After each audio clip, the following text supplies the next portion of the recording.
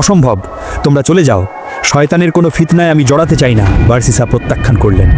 কিন্তু শয়তান তো নাছোড় বান্দা, সে ভাইদের দিয়ে বারবার অনুরোধ করাতে লাগলো। শেষে শয়তান বার্সিসার মনে এক ধার্মিক কুমন্ত্রণা দিল। শয়তান তার মনে বলল, হাই বার্সিসা, তুমি যদি এই অসহায় মেয়েটির দায়িত্ব না নাও তবে সে একা থাকবে। দুষ্ট লোকেরা তার ক্ষতি করতে পারে, তার ইজ্জত নষ্ট হতে পারে।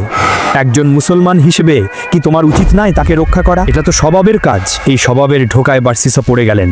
তিনি ভাবলেন, আমি তো তার সাথে দেখা করব না, সে থাকবে পাশের ঘরে আর আমি থাকবো আমার ইবাদতখানায়। আমি শুধু দূর থেকে খাবার পৌঁছে দেব। অবশেষে বার্সিসা রাজি হলেন। ভাইয়েরা তাদের বোনকে বার্সিসার ইবাদতখানার ঠিক উল্টো দিকের একটি ঘরে রেখে নিশ্চিন্তে চলে গেল। শুরু হলো শয়তানের আসল খেলা। প্রথম কিছুদিন সবকিছু ঠিকঠাক ছিল। বার্সিসা তার ইবাদতখানা থেকে বের হতেন না। তিনি খাবার তৈরি করতেন, তারপর সেই খাবার নিয়ে মেয়েটির ঘরের দরজার বাইরে রেখে আসতেন।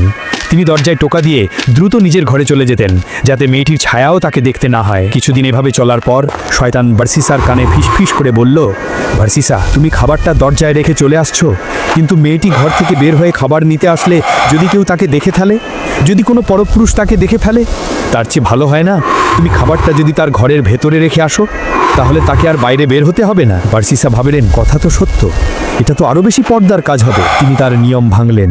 এখন তিনি খাবার নিয়ে মেয়েটির ঘরের দরজার ভেতরে রেখে দ্রুত চলে আসেন। আরও কিছুদিন গেল, শয়তান আবার এলো। এবার সে বলল, আহা, মেয়েটি একা একা খাচ্ছে, সে হয়তো বিষণ্ণতায় ভুগছে। তুমি তো তার অভিভাবক, তুমি যদি দূর থেকে তাকে একটু সালাম দাও বা একটু জিজ্ঞাসা করো সে কেমন আছে, তবে সে একটু মানসিক শান্তি পাবে।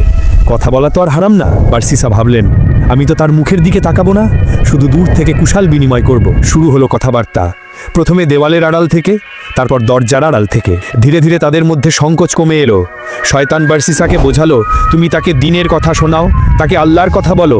এই বাহানায় তাদের কথাবার্তা দীর্ঘ হতে লাগলো। বার্সিসা তার অজান্তেই মেয়েটির কণ্ঠস্বরের প্রেমে পড়ে গেলেন।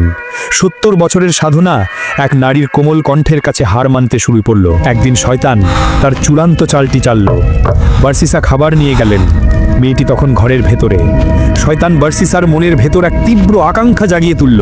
বার্সিসা ভাবলেন, একবার, শুধু একবার যদি তাকে দেখতাম। তিনি তাকালেন। মেয়েটির রূপ তাকে মোহিত করল। যেই চোখ 70 বছর শুধু সিজদার জায়গায় তাকিয়েছিল, সেই চোখ আজ এক বেগানা নারীর দিকে তাকিয়ে রইল। ইমানের নূর তার চেহারা থেকে মুছে যেতে লাগলো। তারপর যা হওয়ার ছিল তাই হলো।